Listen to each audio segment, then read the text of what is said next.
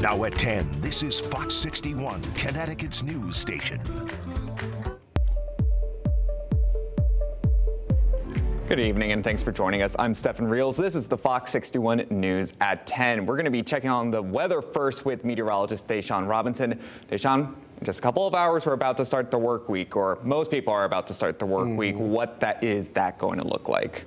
Well, compared to last week, we are going to start the work week on a pleasant note. Lots of sunshine for you. Monday, temperatures will be rather seasonable for this time of the year. However, Tuesday and Wednesday, we are tracking a couple of snow showers, and then later on in the week, temperatures will fall again.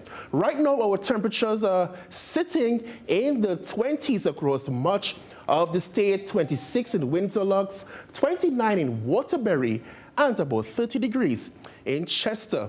It is partly cloudy overhead, some low-level clouds, but these clouds will clear out tonight as high pressure moves in with those clear skies. Some snow showers in upstate New York, but again, it's a rather quiet evening across the Northeast. Tonight, our temperatures will fall into the lower 20s across much of our area.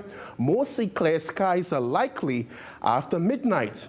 Now we're going to start the work week with lots of sunshine. It's going to be a beautiful day. Temperatures near 40 degrees, so about 20 degrees warmer than they were this time last week. Now, as we head through the day, our winds will increase a bit, especially in the evening. That southwesterly flow will continue to push those warmer temperatures our way for Monday. A couple of snow showers are possible on Tuesday.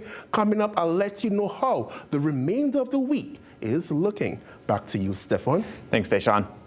Speed cameras have slowly become the solution many communities have sought across Connecticut to cut back on dangerous driving. We've seen discussions from Milford to Waterbury and Bristol, and soon in Middletown. City leaders are set to go over the details with the community at a public hearing on Monday, including how the cameras will work and where they could potentially be installed. More and more towns across Connecticut have turned to cameras to help tackle speeding and the dangers that come from it.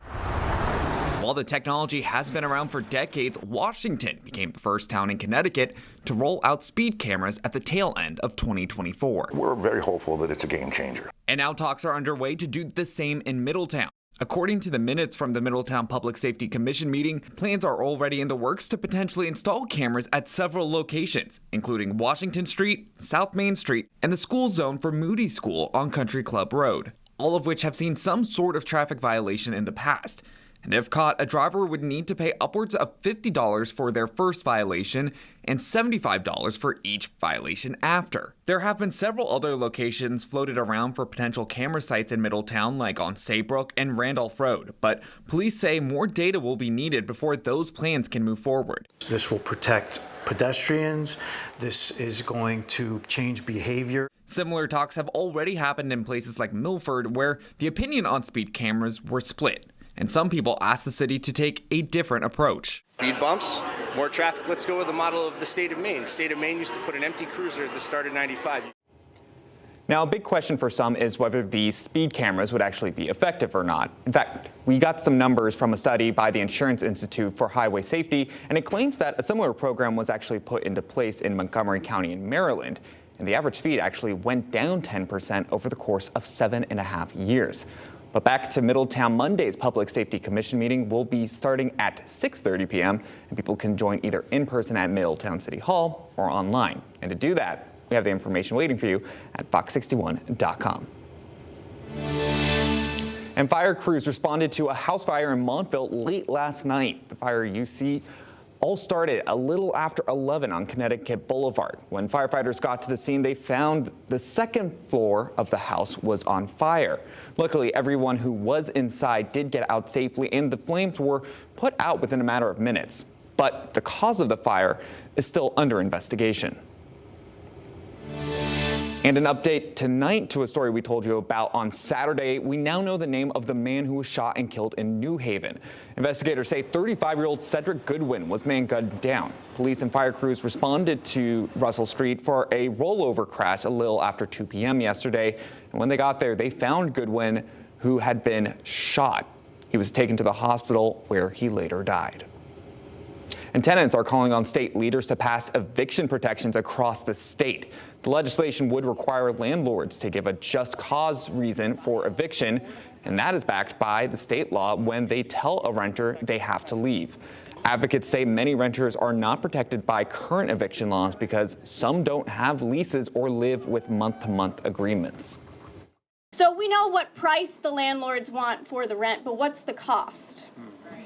What's the cost to families in this state that cannot put down roots, children who cannot get the safety and security they need for their development to become working people in this country? We have a lot of elders in our movement who cannot retire in peace. Some members of the State Housing Committee have expressed their support for the legislation, but it's still unclear if the proposal will gain enough support this legislative session.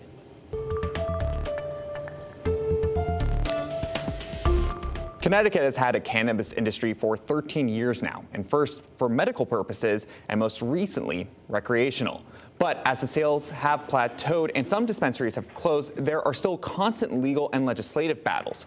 Fox 61's Emma Wolfhurst spoke with those closest to the issues about Connecticut's shortcomings and potential solutions. Yeah, I spoke with those in the industry and those who don't feel represented by it to get a better idea of the current state of cannabis in Connecticut. Legal recreational pot sales just passed the 2-year mark here, but those sales have now slowed, both in the newer retail market and in the existing medical market. Advocates and business owners agree their concerns aren't being heard. They never really got the people who were most impacted at the table, and it seems that they continue to push them away.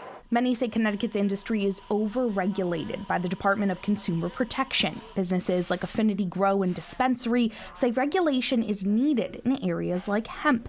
Growers without the same level of oversight and testing can sell nearly the same THC plant Affinity does. While Reno Ferrisi isn't necessarily worried about small local operations, he tells us he's more concerned about Department of Homeland Security reports that Chinese cartels are selling cannabis on the black market right in nearby Maine. It was sprayed with fungicides and herbicides and really sort of dangerous chemicals.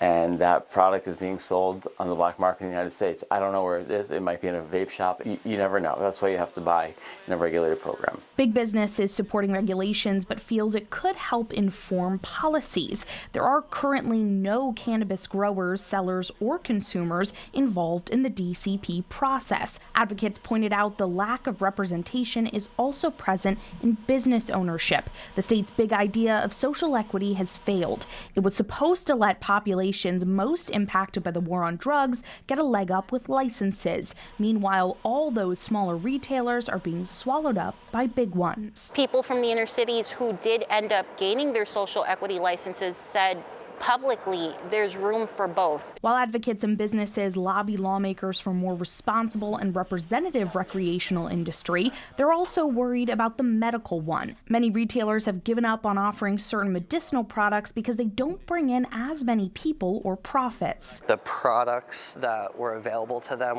were nowhere to be found. Some medical patients were told we don't know what you need. I wish I could say that things have gotten better. But I do know for a fact that they've gotten worse. We'll have the rest of our discussion, plus potential solutions being brought up here at the Capitol right now, coming up this Sunday at 10 a.m. on our weekly policy show, The Real Story. Reporting at the Capitol, Emma Wolfhurst, Fox 61. Thanks, Emma. Hundreds of people got their blood pumping this morning. You can see it right behind me with a scenic view of Milford. The Winter Wonderland 5-miler had made its annual return to Platt Tech High School. This race has been going on for more than 40 years at this point and takes racers throughout nearby neighborhoods where they're cheered on by volunteers and neighbors. It is a tough course. It's kind of hilly, but also there's a lot of people out here trying to do their best. So we want them to have a good time, be safe, try their best, and enjoy. The money raised from today's race will go towards scholarship for Milford High School seniors in the annual Kids Track Series.